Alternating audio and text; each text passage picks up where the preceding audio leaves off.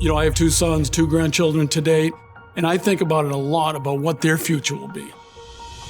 Climate action is actually not only good for the environment, but it cuts costs and it creates jobs at the same time. Putting a price on carbon is a market mechanism that really drives the right incentives. Buildings contribute about 40% of global greenhouse gas emissions.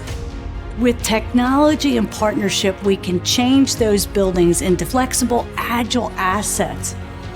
I believe that there is coming together. There is alignment globally on the need to be able to solve the problem.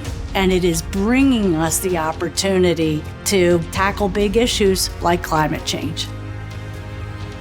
And it's going to require a lot of work, but it can be done.